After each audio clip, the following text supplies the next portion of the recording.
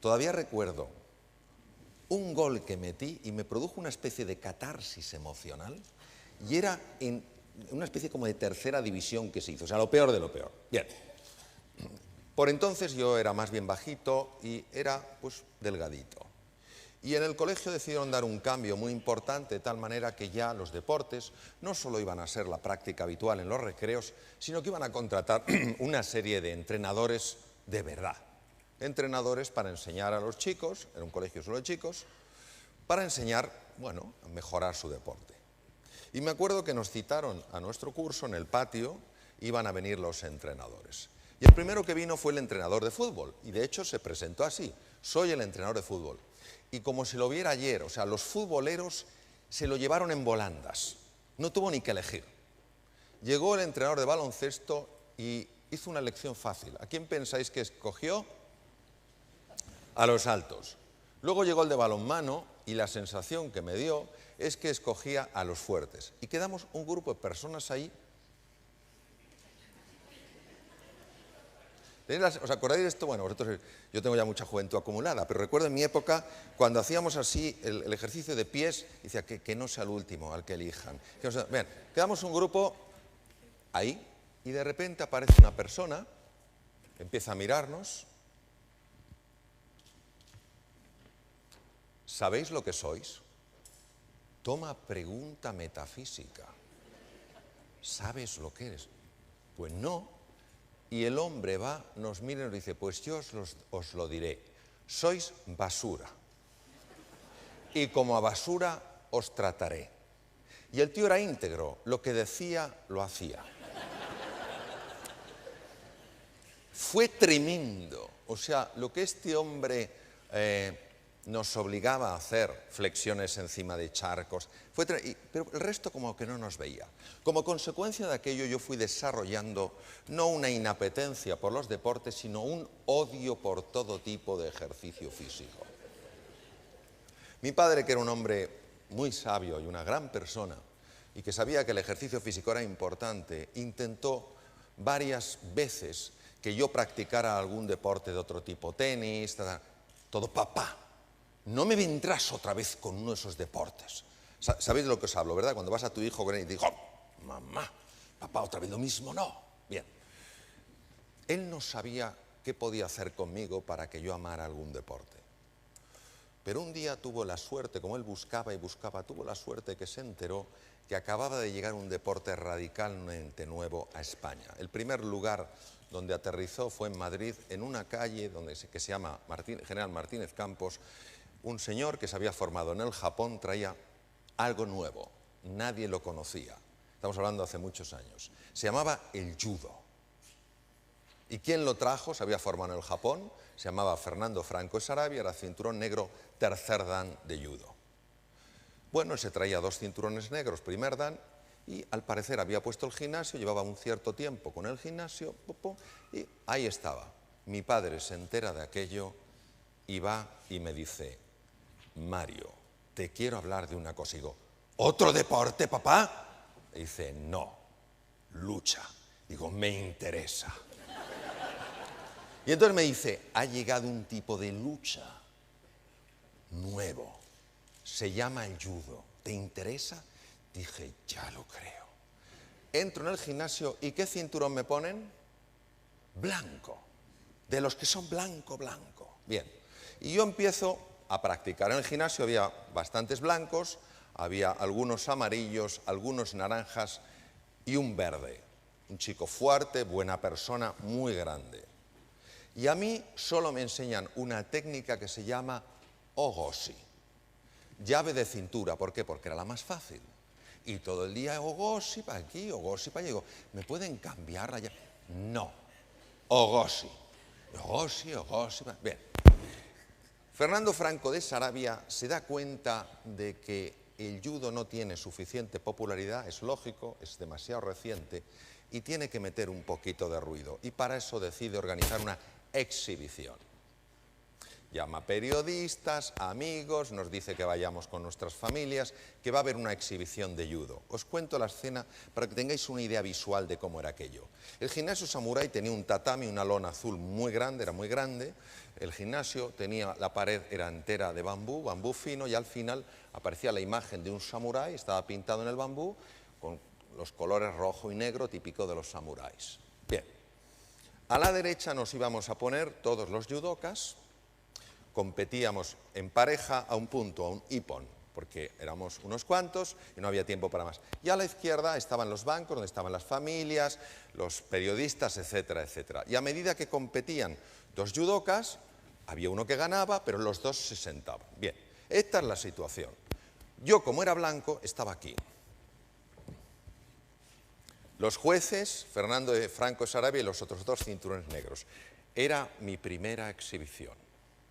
Y empiezan a llamar a los blancos. Y digo, bueno, ahora me tocará a mí. Y se acaban los blancos.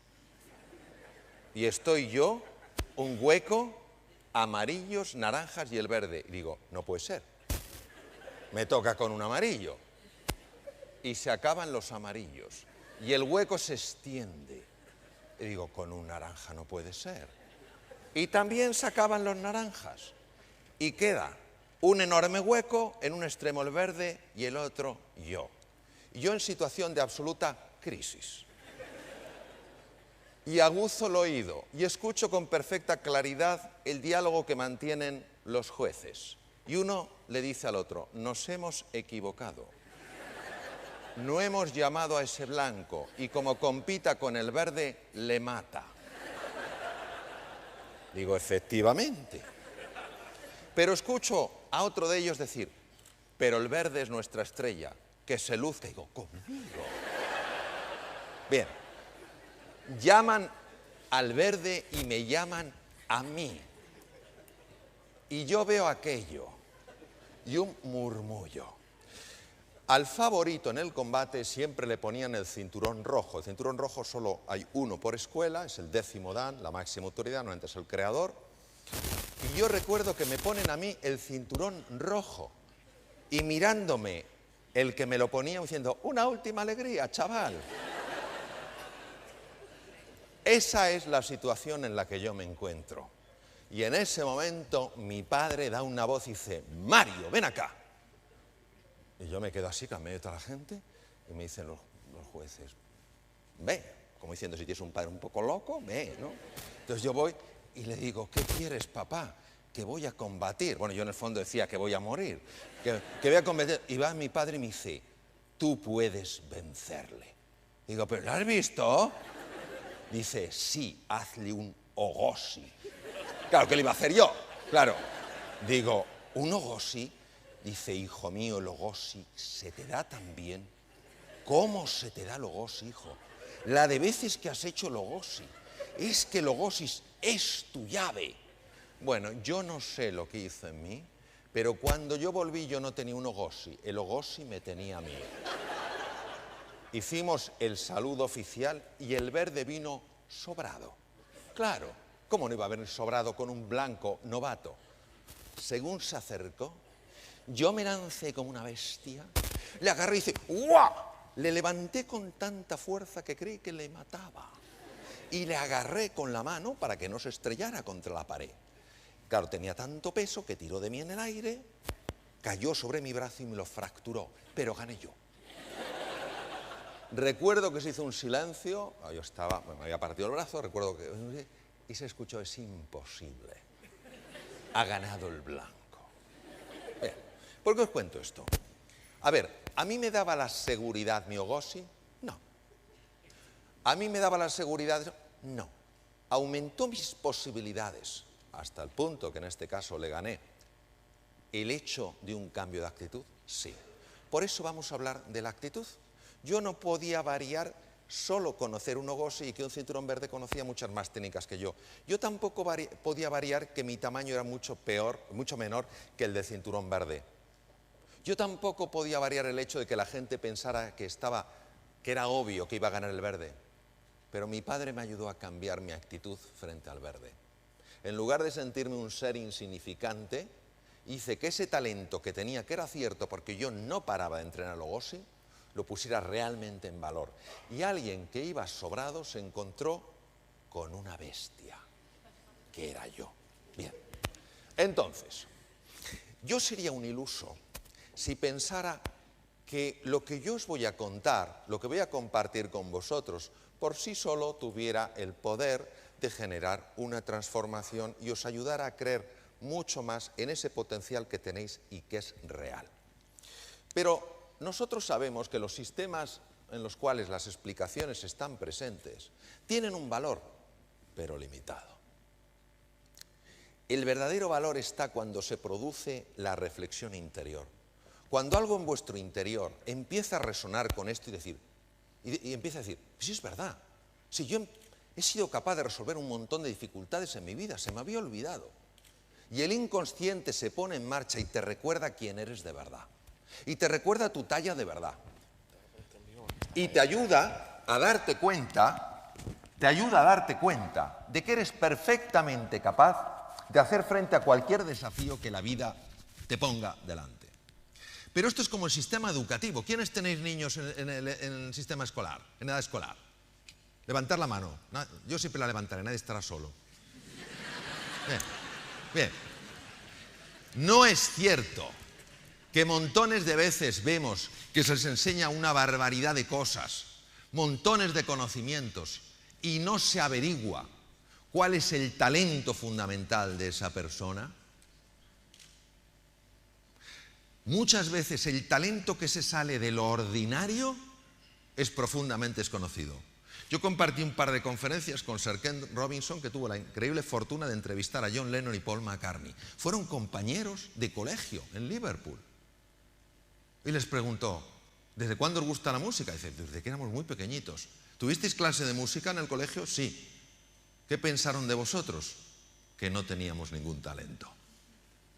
Entonces, hay veces que se nos olvida que el talento realmente importante en ciertos momentos de la vida puede estar más oculto de lo que parece.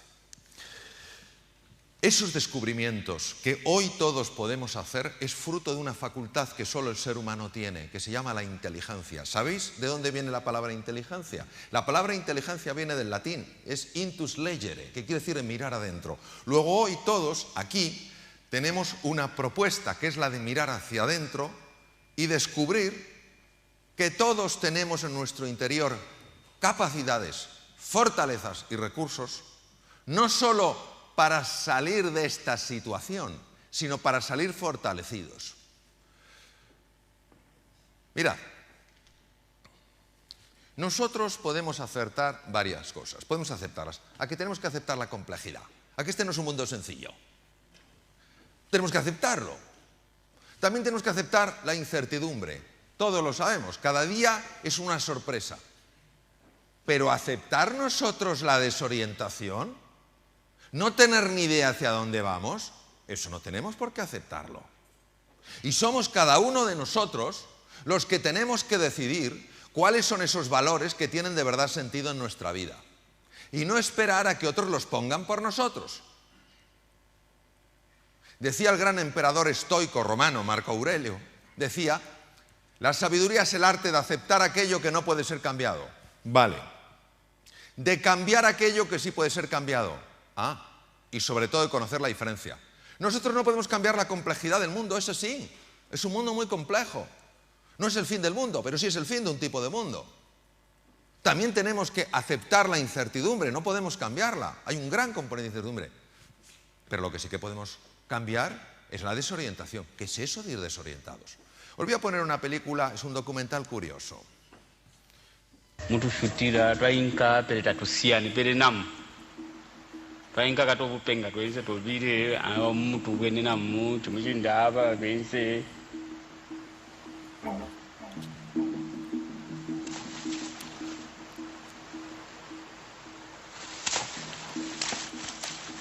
The reason Josfat's fishing pools are far from safe is their precarious position.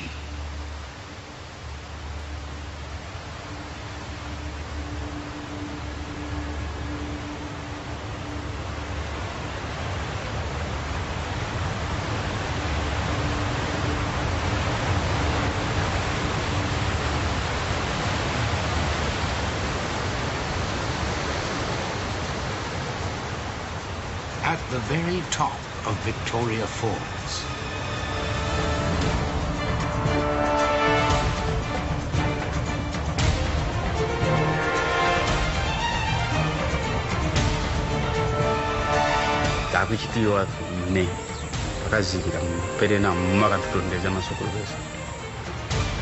Josfat's bravery and skill enabled him to fish where no animal dares to venture.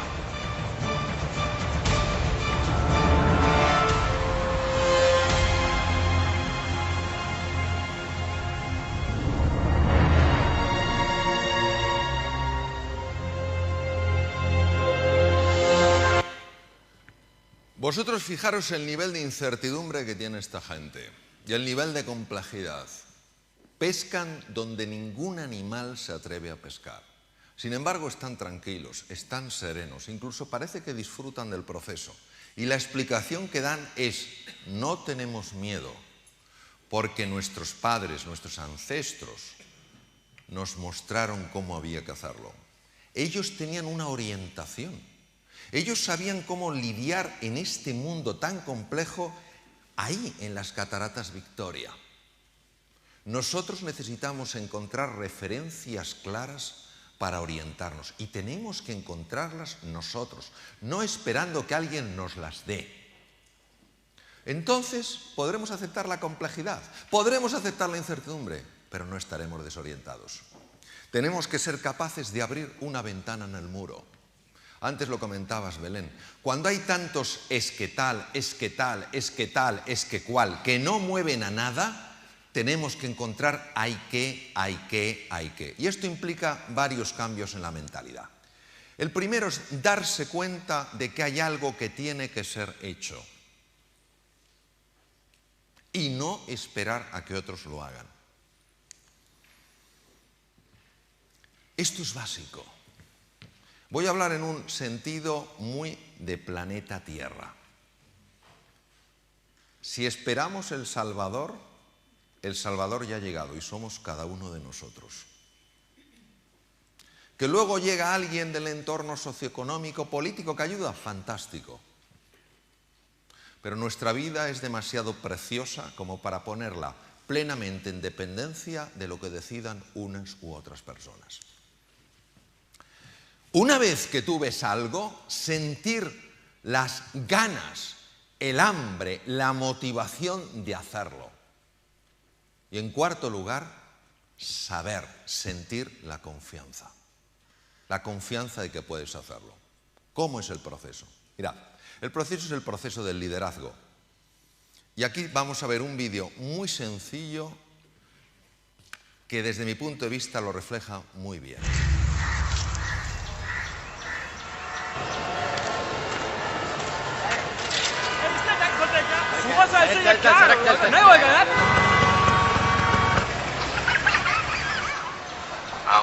Sir आपके लिए उस पार कार का इंतजाम किया है सर आइए सर ये चल चल जाओ बोला क्या बात करता है क्या ऊपर से जाएगा क्या ऊपर से जा जा गया Meesho I hate this country. कुछ करो ना। मैं वहां जाके क्या उखाड़ लूंगा?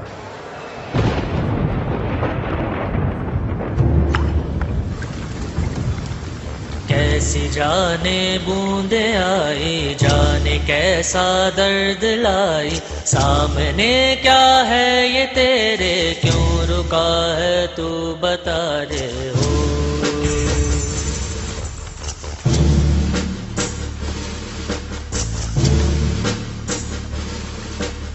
कौन तुझको पार लेगा कौन होगा वो मसीहा जिसे तू ढूंढता है वो ही है तू वही है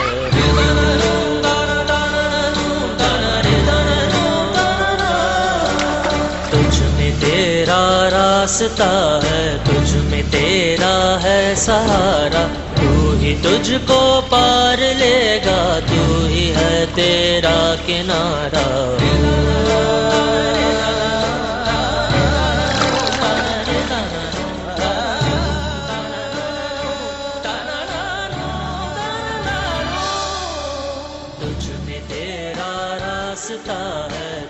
में तेरा है सहारा, तू ही तुझको पार लेगा, तू ही है तेरा किनारा। जिसे ढूंढता है तू ही रे।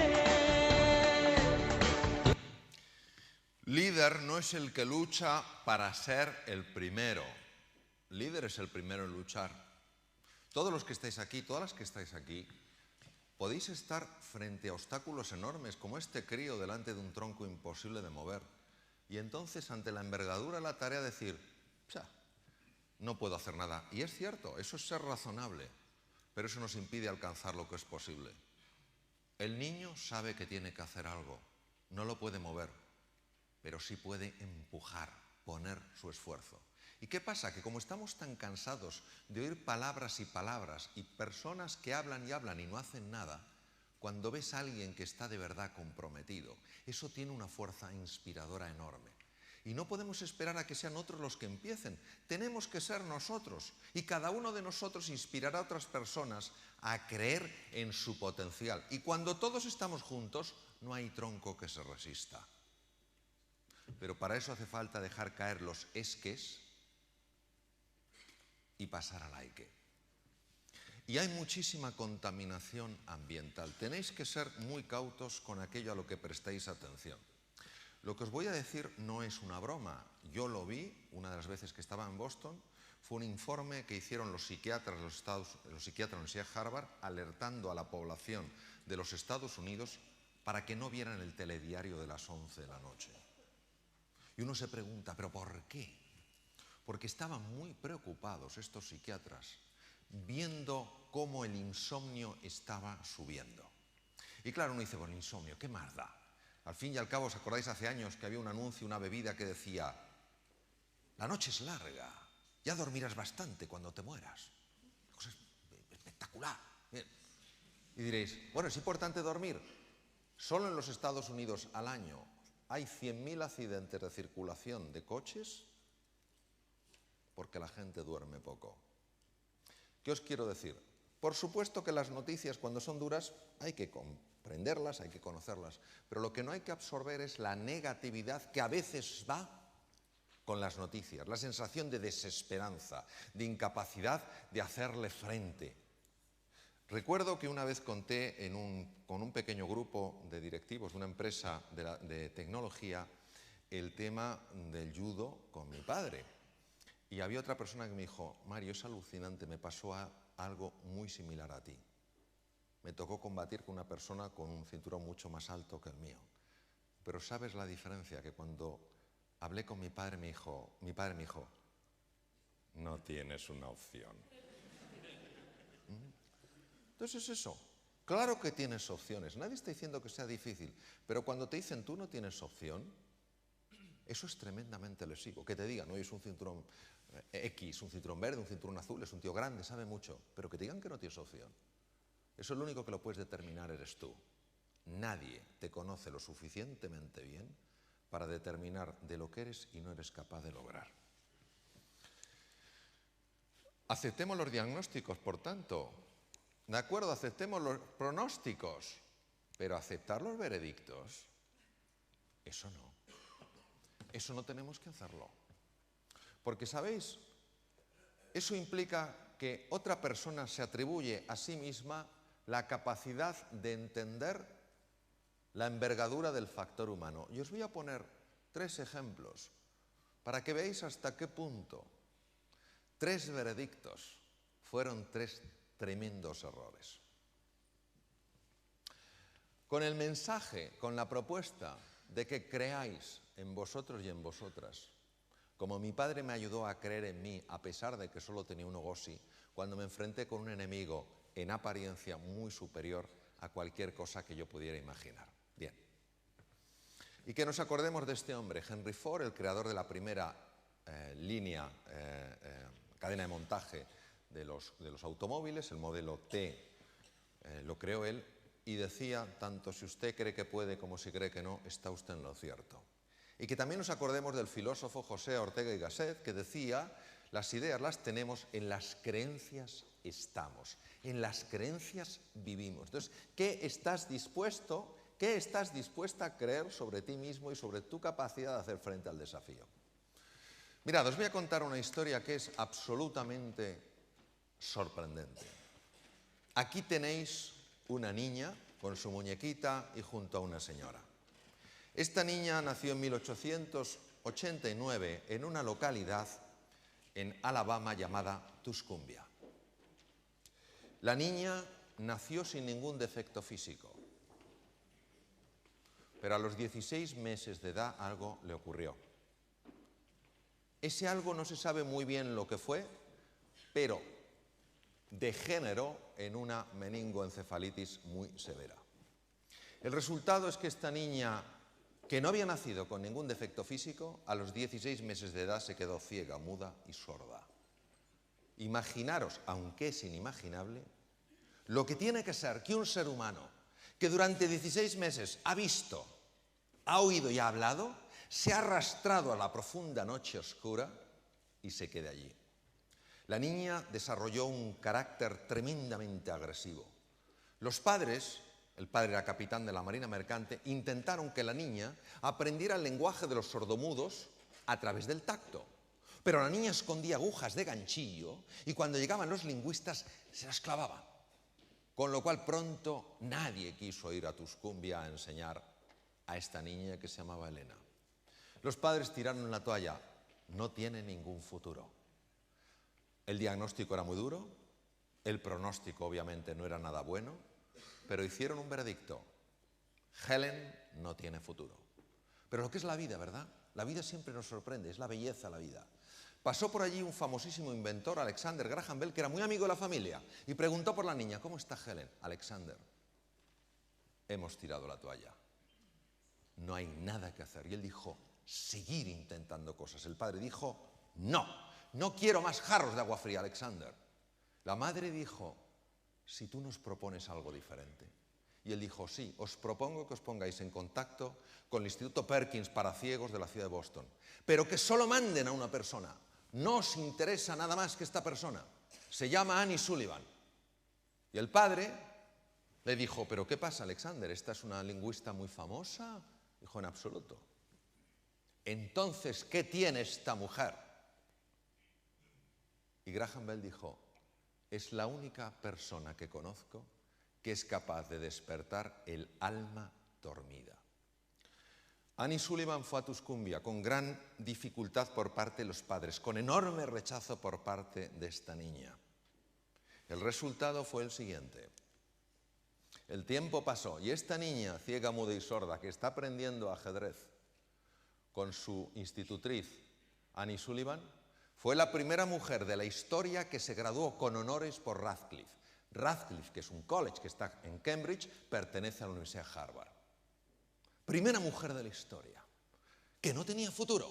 Pues un periodista la entrevistó y utilizando el lenguaje de los sordomudos aplicado al tacto, le dijo, señorita Keller, dígame usted una cosa, ¿hay algo peor en esta vida que ser ciego?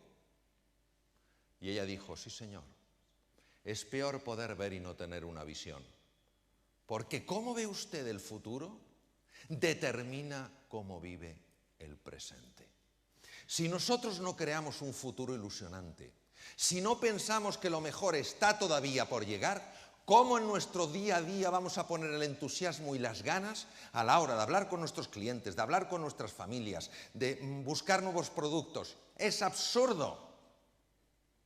Si pensamos que lo mejor está aún por llegar, encontraremos suficiente fuerza en nuestro día a día para poner esa intensidad emocional que hace que las cosas sean extraordinarias. Pero hay más casos. Esta película es muy conocida y está basada en una historia que sabéis que es real. Mandela estuvo 26 años en la cárcel de alta seguridad de Robben Island. Cuando su hijo fue probablemente asesinado, le impidieron ir al funeral, al entierro. Bien. Durante 3 años Mandela odió a los carceleros, pero algo cambió en su interior y empezó a generar un sueño, el de una nación unida, la reconciliación. Eso le supuso, cuando salió de la cárcel, fue nombrado presidente de la nación sudafricana, le costó un gran enfrentamiento con su mujer y sus hijas, que querían revancha.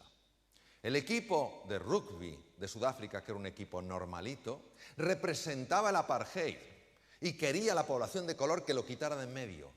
Y él pensó que lo que tenía que servir es para unir a las personas. Y vais a ver una escena muy breve de la película Invictus, donde el capitán del equipo de rugby de Sudáfrica, que acabó ganando el campeonato del mundo frente a la nación de Nueva Zelanda, que era la más poderosa, visita la cárcel donde estuvo Mandela. Y aquí vamos a ver un extracto de una cosa que es histórica, donde ve el momento, siente el momento en el que Mandela decidió que ninguna circunstancia tendría más poder en su vida que la capacidad de actuar como un ser libre.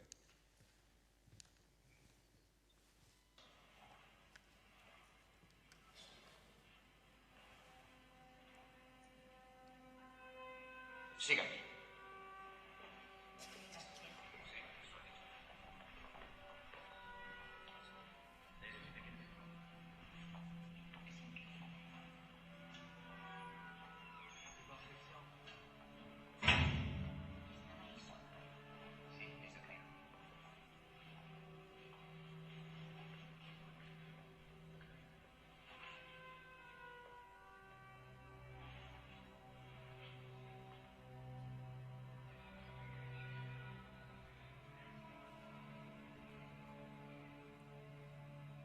En la noche que me envuelve, negra como un pozo insondable, doy gracias al Dios que fue, por mi alma inconquistable. En las garras de las circunstancias, no he gemido ni llorado. Ante las puñaladas del azar, si bien he sangrado, jamás me he postrado. Más allá de este lugar de ira y llantos, acecha la oscuridad con su horror.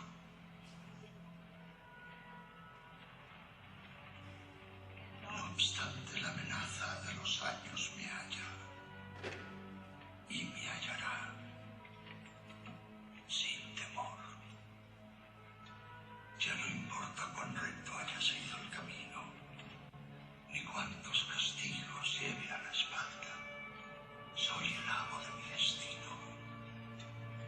Soy el capitán de mi alma.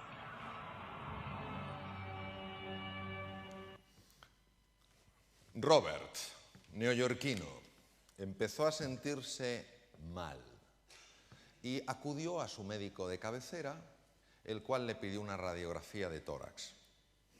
Al ver la radiografía le mandó inmediatamente a este hospital que tenéis delante, que es el Memorial Sloan Kettering Cancer Center de Nueva York, que junto con el MD Anderson Cancer Center en Houston se consideran los dos números unos del mundo en tratamiento del cáncer. Le vio el jefe de medicina respiratoria, le hizo escáner, resonancia, marcadores, de todo.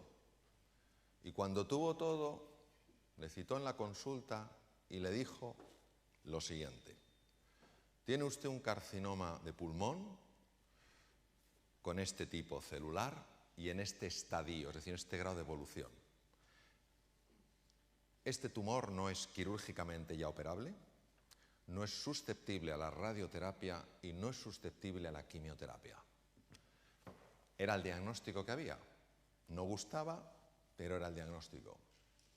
Pero aquí fue donde el médico no le dio un pronóstico, le dio un veredicto. Le dijo: tiene usted 3 meses de vida. Robert le dijo: doctor, acepto su diagnóstico, no acepto su veredicto. Tengo demasiadas cosas que hacer. Yo me imagino que esta persona, este médico prestigioso con un montón de conocimientos y una profunda ignorancia sobre el factor humano, se reiría para sus adentros diciendo: otro iluso. Robert no pudo recibir ningún tratamiento porque era un tumor maligno, no susceptible a ningún tipo de intervención, ni de radio, ni de quimio, ni de cirugía. Robert vivió 3 años, con muy buena calidad de vida, y lo sé porque su íntimo amigo es un grandísimo amigo mío, y me fue teniendo al corriente de todo. Hizo todo lo que tenía que hacer. El tumor estuvo quieto durante 3 años. algo que a la ciencia médica le cuesta entender y a veces asumir que esto existe. A los 3 meses terminó todo lo que tenía que hacer, que eran cosas muy importantes en su vida. Bruscamente, el carcinoma reapareció con gran violencia y en unos días el hombre empezó a empeorar y se murió. Este es el factor humano. ¿Podemos hacer diagnósticos? Sí. Podemos hacer pronósticos, pero que nadie haga un veredicto de nuestro futuro. Porque entonces, si nosotros aceptamos ese veredicto, estamos asumiendo que nosotros no tenemos en nuestro interior algo capaz de aflorar y ayudarnos a hacer frente a cualquier dificultad en la vida. ¿Nos da la seguridad? Todos lo sabemos. De lo único que tenemos seguridad es que un día cambiamos de barrio. Nos vamos de aquí. El resto, lo que tenemos es que aumentar las posibilidades. Segundo, no os enfoquéis en evitar lo que teméis. Enfocaros en alcanzar lo que queréis. Conocí a un jugador de golf bueno y me dijo que me iba a enseñar, que me iba a presentar a una persona que manipulaba la mente. Digo, esto me resulta interesante. Digo, ¿y esto por qué es? Dice, pues mira, Mario, porque un día estábamos jugando al golf y le pegué con la bola al buggy. Digo, pero a ver, explícame la situación. Dice, pues mira, iba con mi amigo y nada, llegamos al tee de salida y estaba pues el buggy pues como allí, mi amigo aquí y yo estaba aquí y el green con la bandera estaba allí y estaba yo tan tranquilo apuntando a la banderita y va mi amigo y me dice, ¿qué le vas a dar al buggy? Y digo yo, ¿pero cómo le voy a dar al buggy? Si el buggy está allí y la bandera está allí. ¿Qué le das al buggy? Pero qué pesadito eres. ¿Pero cómo le voy a dar al buggy si el buggy está allí y la bandera allá? Tercera vez, yo te he avisado, ¿eh? Mira que le das al buggy. Oye, mira, tú sabes el pedazo de jugador que soy. No le doy al buggy. ¡Le dio al buggy! Y diréis, ¿cómo lo hizo? Muy fácil. Porque a nivel inconsciente, él empezó a desarrollar la idea, sobre todo, no tengo que darle al buggy. No tengo que darle al buggy. ¿Y qué pasa cuando te dicen no pienses un elefante rosa? Que el único animal de la selva que aparece es rosa y es elefante. Por consiguiente, hay que jugar a ganar. ¿Os imagináis a un Rafa Nadal jugando a no perder? El foco en lo que quieres, no en lo que temes. ¿Por qué? Porque donde tú pongas tu atención será siempre más real para ti. Llega alguien nuevo a la empresa. Dice, ¿has visto el defectillo que tiene este? Sí. Al día siguiente, oye, ¿te has fijado este defectillo? Nada, ¿eh? Esto es un defecto, ¿eh? Y tanto. Y al siguiente día, oye, este es defectuoso, ¿eh? Ah, desde luego. Donde pongas la atención será más real para ti. Si juegas a perder, la posibilidad de perder es mucho mayor. Si juegas a ganar, la posibilidad de ganar es mucho mayor. Y os voy a mostrar hasta qué punto el foco tiene importancia. Cuanto más complejo es el exterior, más enfocado tienes que estar en lo prioritario. Os voy a poner una pequeña peliculilla. A ver qué veis.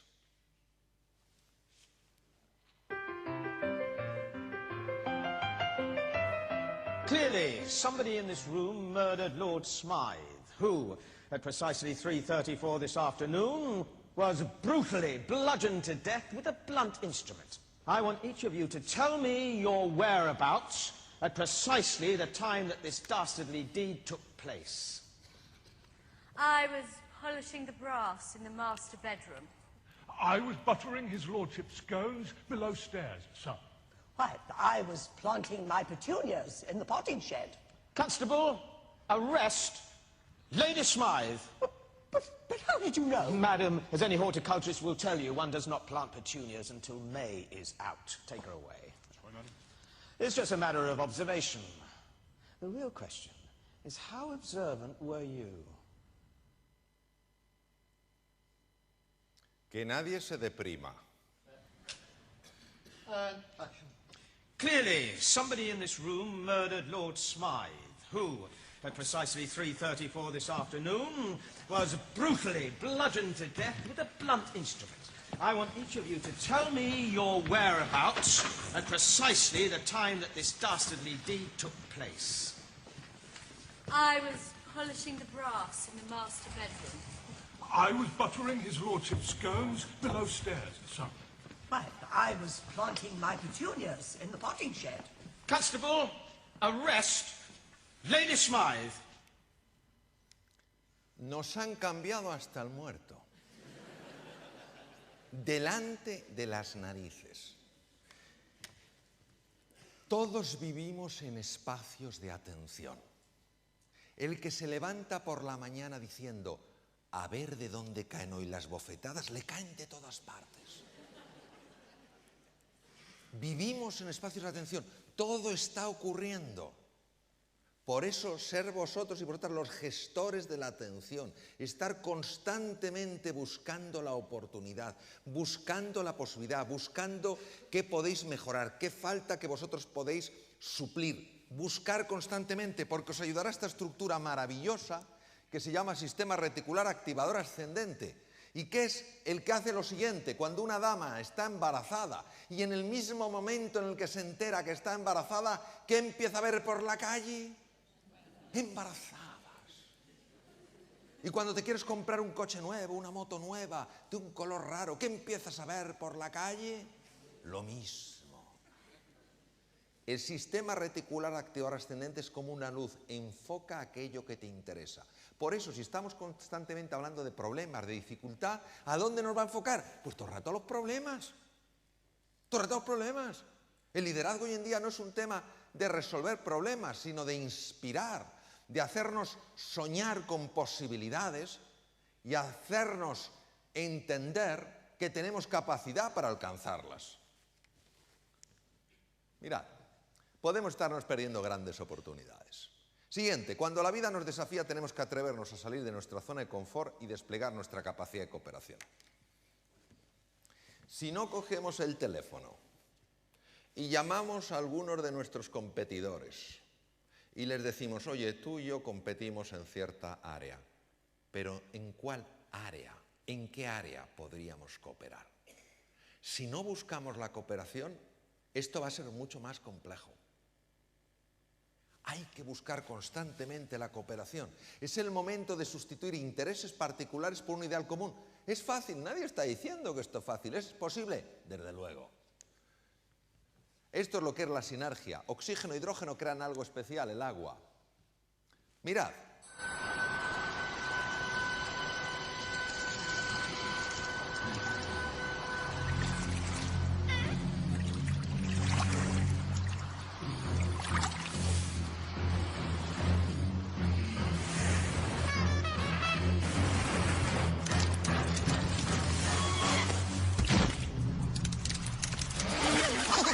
It's smarter to travel in groups.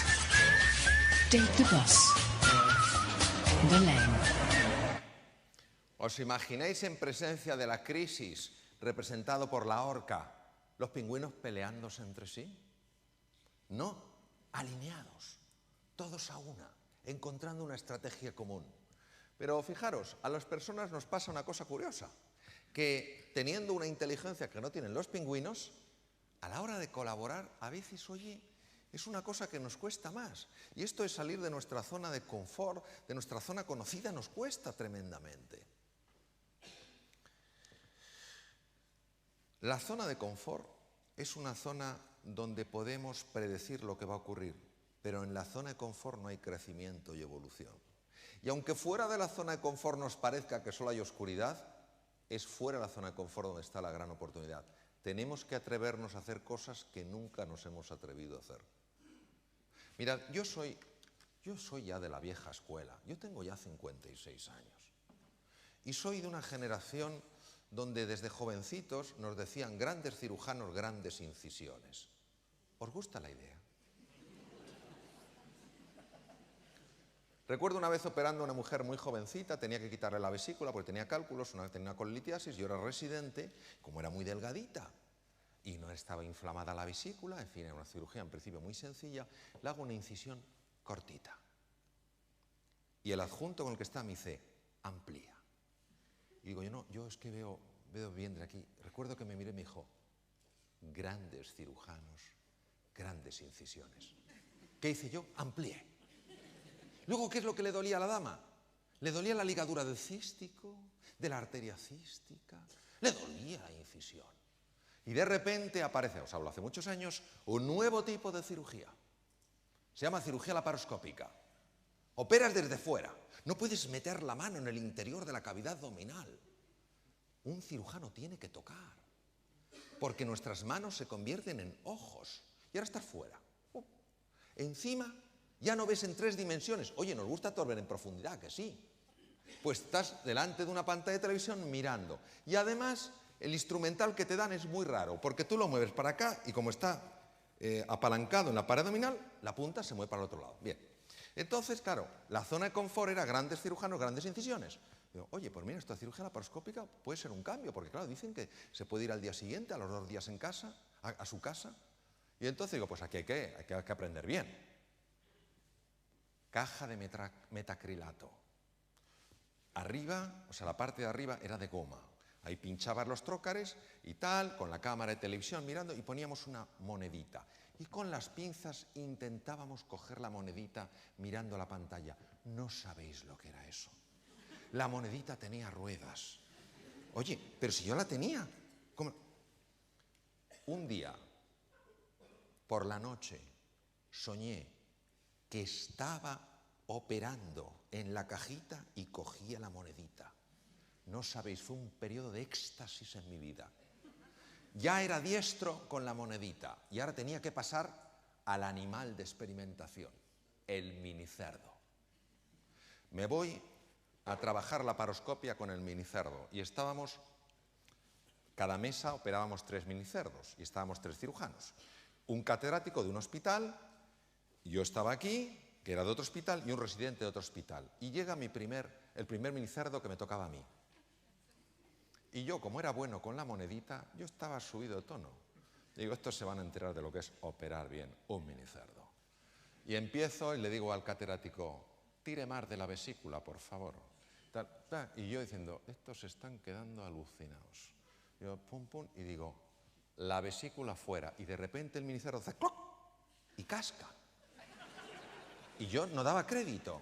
Y digo, no lo entiendo. No lo entiendo, la vesícula ha salido impecablemente. Yo echando la culpa al minicerdo, claro.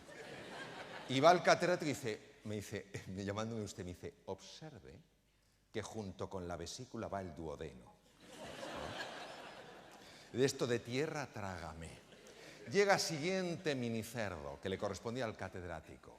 Coge el catedrático, el trócar, hace así, ya, y directamente, como excelente matador, le mete el trócar en la vena cava.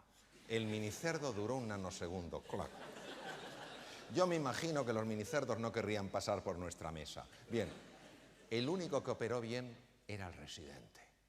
Esto era estar absolutamente fuera de la zona de confort. Era duro, te sentías que tenías que aprender algo nuevo, te sentías torpe y decías, ¿por qué si antes lo dominaba? Es lo que nos toca. Pero poco a poco vas aprendiendo, vas ganando competencia y al final te enamoras. ¿Qué ocurrió con las personas que se negaron a aprender cirugía laparoscópica? Que hoy prácticamente no operan, porque la mayor parte de la patología se puede resolver con cirugía laparoscópica, la mayor, no digo toda. Es decir, todos tendremos que salir de nuestra zona de confort y aceptar humildemente que vamos a estar haciendo las cosas torpemente, aprender lo más deprisa que podamos y seguir adelante. Hay que salir de la zona de confort. Os voy a poner un vídeo de la BBC que no tiene desperdicio. Mirad. Acuciados por la necesidad, 3 nativos africanos se encuentran con que su tribu pasa hambre. Muy difícil cazar. No tienen armamento sofisticado. Y no pueden ampararse en los esques, sino que tienen que hacer el hay que. Y como ellos no pueden cazar, porque pueden cazar, pero no cazan, han decidido que han de robar. Han de robar a aquellos que sí cazan. Observar esta escena que la BBC tuvo muchas dudas en grabar porque pensaban que iban a grabar una tragedia. They're up against 15 hungry lions. But if they act as one, they might just intimidate the lions and push them off their kill.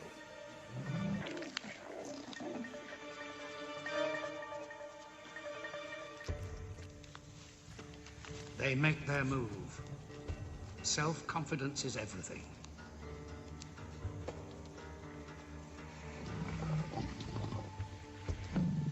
This is the ultimate face-off.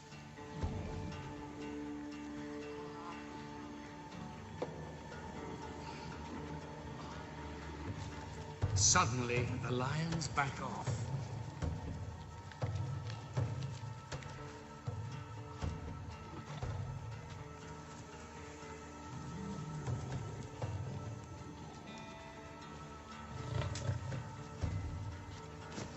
Rakita has just minutes before the lions realize it's a bluff.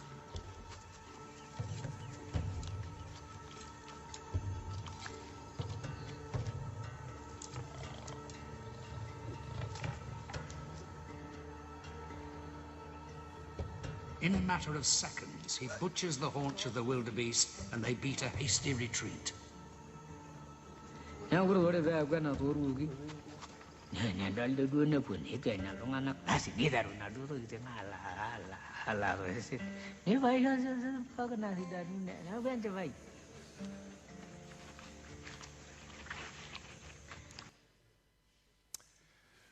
Poner en marcha vuestra creatividad y vuestra capacidad de innovar.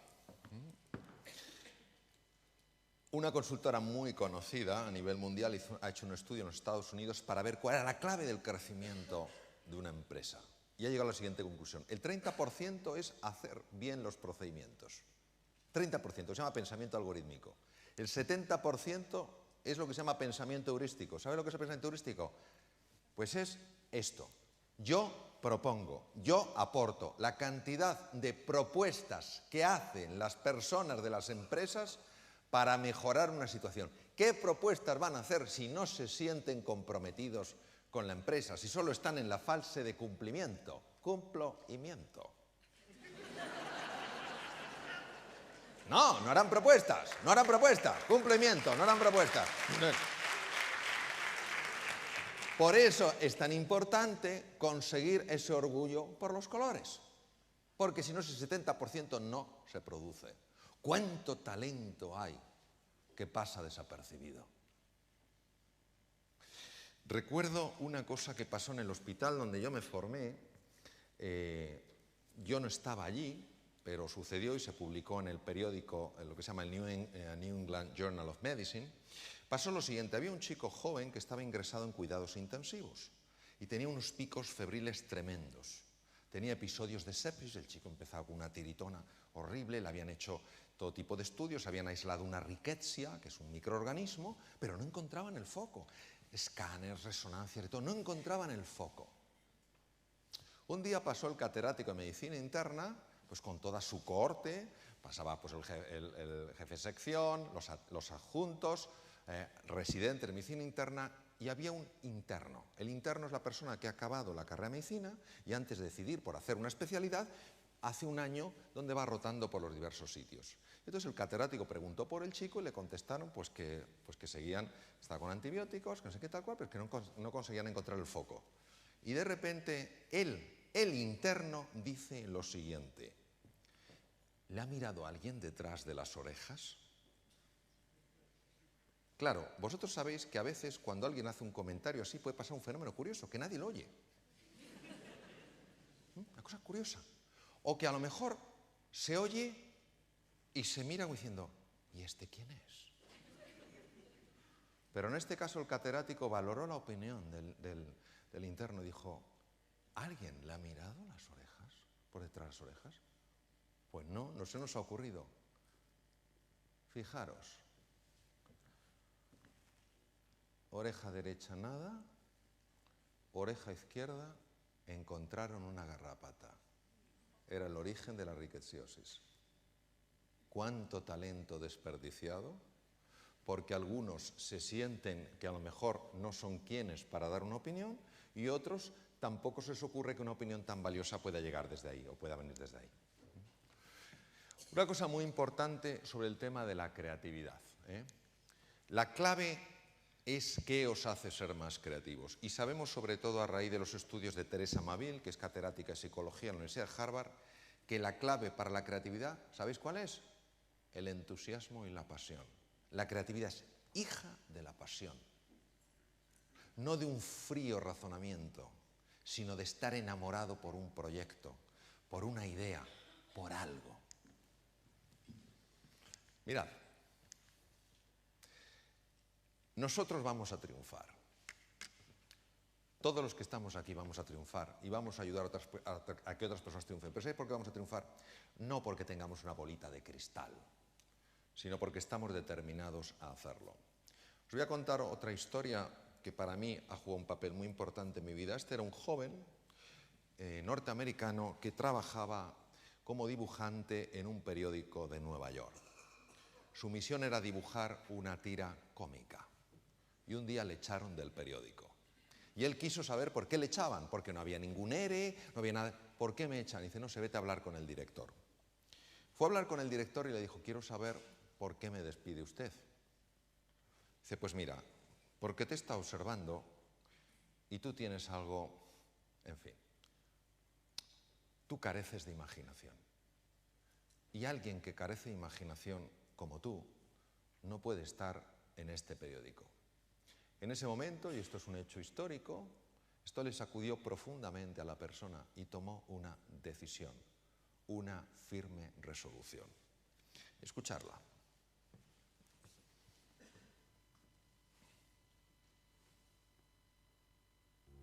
E assim, depois de muito esperar, num dia como outro qualquer, decidi triunfar. Decidi não esperar as oportunidades, e sim eu mesmo buscá-las. Decidi ver cada problema como uma oportunidade de encontrar uma solução. Decidi ver cada deserto como uma possibilidade de encontrar um oásis. Decidi ver cada noite como um mistério a resolver. Decidi ver cada dia como uma nova oportunidade de ser feliz. Naquele dia descobri que meu único rival não era mais que minhas próprias limitações e que enfrentá-las era a única e melhor forma de superá-las. Naquele dia, descobri que eu não era o melhor e que talvez eu nunca tivesse sido. Deixei de me importar com quem ganha ou perde. Agora me importa simplesmente saber melhor o que fazer. Aprendi que o difícil não é chegar lá em cima, e sim deixar de subir. Aprendi que o melhor triunfo é poder chamar alguém de amigo. Descobri que o amor é mais que um simples estado de enamoramento. O amor é uma filosofia de vida. Naquele dia, deixei de ser um reflexo dos meus escassos triunfos passados e passei a ser uma tênue luz no presente. Aprendi que de nada serve ser luz se não iluminar o caminho dos demais. Naquele dia, decidi trocar tantas coisas. Naquele dia, aprendi que os sonhos existem para tornar-se realidade. E desde aquele dia já não durmo para descansar. Simplesmente durmo para soñar. Fijaros qué dificultad tenemos para reconocer el talento que se sale de la norma, la persona que fue despedida por falta de imaginación en Walt Disney. Tenemos que ser inasequibles al desaliento, tenemos que aguantar el dolor. Yo sé que hay mucho dolor, yo estoy en contacto con el dolor físico, 26 años, muchos enfermos sufriendo.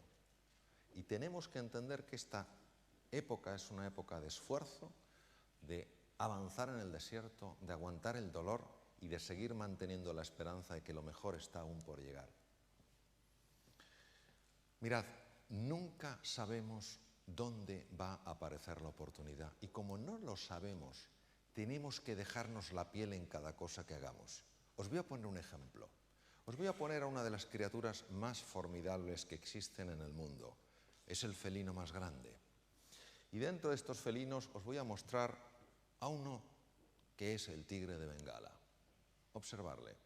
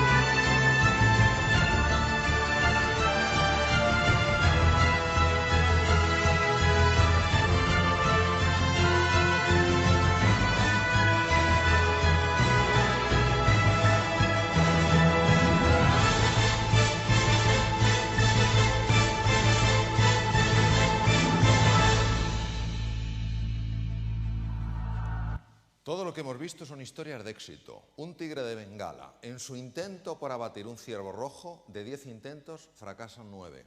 Pero él no sabe en cuál de esos intentos tendrá éxito. Por eso se tiene que dejar la piel en todos. Es súper frecuente que cuando algo no nos sale, cuando cometemos un fracaso, nos hundamos. Imaginaros si el tigre de Bengala, uno de los felinos más formidables que hay, por no cazar un ciervo rojo se hundiera. Él sabe que antes o después lo cazará, pero tiene que poner la misma ilusión, el mismo empeño, el mismo compromiso una y otra vez. Por eso decía Winston Churchill, el éxito es la habilidad de ir de fracaso en fracaso sin perder entusiasmo. ¿Fácil? No. ¿Necesario? Sí. No aceptemos la manipulación. Os voy a explicar el impacto en el cerebro de los mensajes negativos cuando los hacemos nuestros. Mirad, cuando una persona, cualquiera de nosotros, se deja envolver por la culpa, empieza a buscar culpables, el típico chivo expiatorio, y se queda ahí anclada. ¿Quién tiene la culpa? Yo estaba bien, no sé qué. Si no digo que no tenga razón, pero vamos a ver el efecto que tiene en ti eso.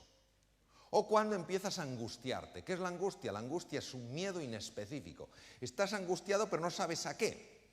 O cuando nos desesperamos. No hay salida de aquí hasta dentro no sé cuántos. O cuando nos sentimos impotentes. Pero yo qué voy a poder hacer ante la magnitud del desafío. Sabemos que hay cambios muy importantes en el cerebro humano que han sido fotografiados, han sido medidos con resonancia funcional magnética. ¿Qué cambios son estos? La zona anterior del cerebro, la región prefrontal, básica en los procesos de análisis, básica en la toma de decisiones, básica en el aprendizaje y básica en la creatividad, recibe menos sangre. Hay un robo de sangre de la zona prefrontal. Como consecuencia de eso, al irse la sangre de las zonas más periféricas del córtex cerebral a zonas más profundas, las neuronas responsables de encontrar una salida en medio del desafío funcionan peor. Ves menos salida, piensas con menos claridad, tomas peores decisiones, aprendes más lentamente, eres menos creativo, menos creativa. Este proceso llamado neuroplasticidad, que ya lo intuyó Cajal, que ganó el premio Nobel en 1906, sabéis que Cajal nació en Petilla de Aragón, provincia de Navarra. Cajal ya lo dijo, todo ser humano se lo propone pues es cultor de su propio cerebro. Sabemos que cuando caemos en estas conversaciones disfuncionales, suben los niveles en el cerebro de glutamato y los niveles en sangre de cortisol y también en cerebro. Este efecto combinado dificulta, impide, bloquea la formación de nuevas conexiones neuronales y además evita que células madre, que están al lado de las cavidades cerebrales, no dentro, fuera, vayan a los hipocampos, centros de la memoria y el aprendizaje, y se conviertan en nuevas neuronas. Fijaros cómo la actitud tiene un impacto en lo físico. Entonces nos volvemos irascibles, nos aislamos, nos bloqueamos, todo consecuencia de habernos dejado envolver por un pesimismo generalizado, que no es una huida de la realidad, es pensar que la única realidad es lo que está mal. Hay cosas que están bien. Hay cosas que funcionan bien. Pongamos un poco de equilibrio, un poco de balance. También sabemos que afecta al sistema de defensa del cuerpo. La secreción intensa y sostenida de cortisol propia de los estados de desesperanza, de los estados de angustia, de los estados de depresión, afecta al sistema de defensa del cuerpo. Voy a pasar directamente a poneros un ataque de un glóbulo blanco a una bacteria en sangre humana, veréis. Vamos a pasar directamente a la sangre humana. Observar el glóbulo blanco detrás de la bacteria. Y mirad cómo se quiere escapar la bacteria.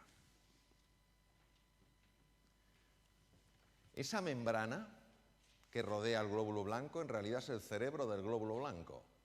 El núcleo no es el cerebro, es la membrana. Es muy susceptible a varias hormonas.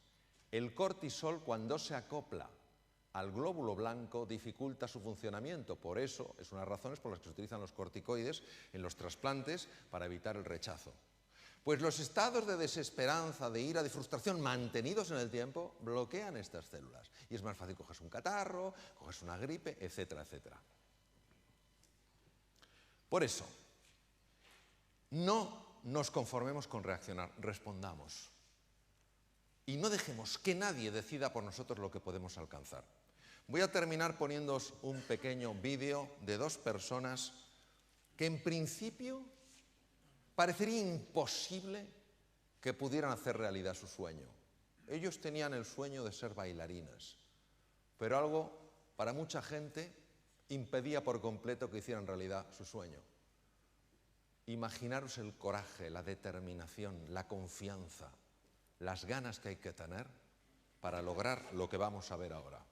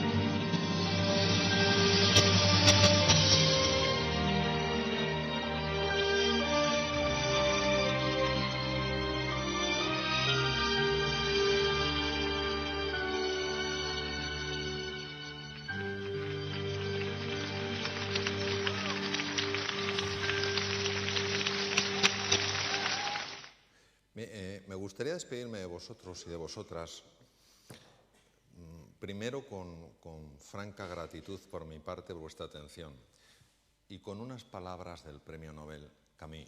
Camus dijo lo siguiente: en medio del duro invierno descubrí al fin que dentro de mí hay un ser invencible. Gracias.